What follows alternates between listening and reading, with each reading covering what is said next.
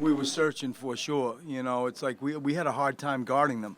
They were making shots, and you're looking down the bench, and we tried, Ferk, and we tried Shake. Matisse were trying to grow, and we ended up, leaning on Trey Burke as a two, somebody that could do some stuff off a live ball, and I thought his intensity changed the speed, the energy in the gym, and ended up going with Mike.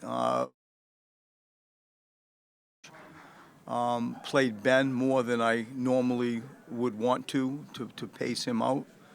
But yes, we were searching for a while.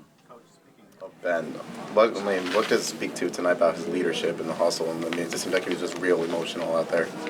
He was the bell ringer, and you could have gone a few places and thought there were some candidates that should warrant consideration, but I thought Ben's defensive intensity, was as good as it's been. I think that him in his leadership, sort of controlling the game and giving him the freedom to make play calls after free throws as an example, and him doing a great job of being smart of what that looked like. I thought he was outstanding with his presence. I really thought he helped change the whole landscape, especially in the second half. Before the game, you talked about your bench. I would think you had to be happy with what you got tonight. They really made some big plays. We searched. To Tom's question, I kept searching, trying to find something. I went away. We tried Ferk. I went away from him. We tried Shake. I went away from him. I thought James Ennis came in and played well and hit some big shots when we needed it. And then, as I said, you end up going to a point guard and, a scoring point guard like Trey is, and treating him like AI, like letting him just kind of run off the ball and looping him up and giving him the ball and putting him in pick and rolls. And, I thought he was really good. But the iterations to get to that were frustrating. Do you think Joel's decision-making tonight? It seemed like he had a pretty good passing night out of the post, but offensively. I thought, with the exception of the three-point shot at the end when there's 9 seconds on the clock, he's pretty good.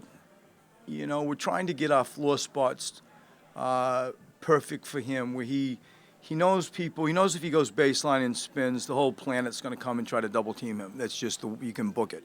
And so where are people going to be? And if you're going to go, you better go quick, because anything slow and deliberate to the baseline, then you spin, there'll be about 11 people around you. And where are your outlets going to be in the event that, we're trying to avoid it, but in the event you get doubled just straight up, where are those people? And I thought he made some good decisions out of the post tonight, and I thought, by and large, he had a hell of a game. As a coach, how gratifying is it for you to see Mike heat up late from deep the way he did? I mean, he's a sort of a silent assassin. He doesn't say much. He keeps what he has inside a lot. He internalizes a lot of things, but he is tough. He is built for this city. There's a physicality. There's an edge that he has, and to see him, be rewarded with the work that he puts in, making some timely threes. I mean, I'm very fond of him. I respect him, and to see him come out and do what he did is, I'm proud of him. He's put in the time, and he deserves it. Focus on bench shooting, but more important than him just making one. The fact that he had a catch and shoot shot in the corner like that and made it, I imagine, is an encouraging thing for you to see. It is. Like I've said for a while now, other people get more excited than I do, but I hear you, Tim. Like, how can that not be a good thing? And I think really, if we're all honest, like that's the first legitimate sort of three that he's taken. A lot of heaves at the end of periods and stuff like that. And I think his footwork and his confidence, he rose up, he didn't blink, he looked great. And he had the little rise up a few plays earlier, in traffic, little rise up jump shot. And so it's happening. He's 23 years old. He's gone from a college four-man to an NBA point guard to an NBA All-Star. and was rewarded with a significant contract. His progression's been pretty good. And so this is a small step, but a step toward the other pieces of his growth. What I like most about him tonight, though, was his leadership with the ball.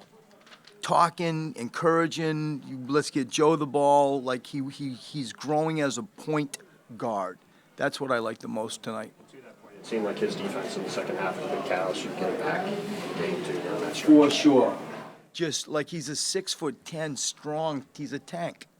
You know, and he sits down and moves his feet. He can chest people and level them off so they don't turn corners. He was the bell ringer tonight, and it didn't take much to determine that for me. Do you think tonight it was just a matter of him not hitting the open looks that he had, or do you think he's still kind of trying to find himself? I think all of it. People, as good as he is, as long as he's played, what we all should be mindful of and smart is just go back and look at his body of work and statistics that he's produced over a long period of time. Like, he's a hell of a shooter. And in the moment, you know, he's struggling making some shots, and the worm will turn. I don't panic about that. I love his veteran leadership. You should hear him in timeouts, at halftime. Like, he's got a presence, and he's intelligent. And so, like, what comes out of his mouth, my young guys, like, fair enough. And so he's been an incredibly important pickup for me and for our team. And I don't look very deeply into him missing some shots in November. What does it say about James? You know, early in the year he seemed to have his struggles shooting, and then there was a couple nights where he didn't, played like under 10 minutes. To, the last few games, he seems like he's really giving you guys a huge spark defensively. Yeah, and when you combine that, and then he gets a sneaky offensive rebound and a little sneaky put back, something cheap, then he's got draining a three in the corner. Like, it all adds up. Like, that is the ideal bench player, to come in and guard, and he's got a tenacity, cheap offensive rebound, cheap put back, three ball in the corner, you have a seat, here comes Tobias, that type of thing. Like, he's a tremendous teammate. That is the production that you hope to get from your bench, and he certainly gave that to us tonight. Last one, to see Joel not really engage with Marcus after that incident. Not a repeat of last time. There were a few things. That was one of them. I was happy with that. He had the maturity to walk away. We've been talking so much lately about our fouls and our turnovers. It was one of our better nights in that area. I was happy with that. I loved, our 30 assists out of 39 made baskets. All those things, like as the game's unfolding, I feel like, we're doing okay. We just got in that drought. They went on a 15-0 run to start the third period. We get down 17, and I think that the confidence that you do have, because we've done it before, we've clawed out of that thing maybe a few times more than I wish, but we did it. Joel's maturity was noted. Thank you.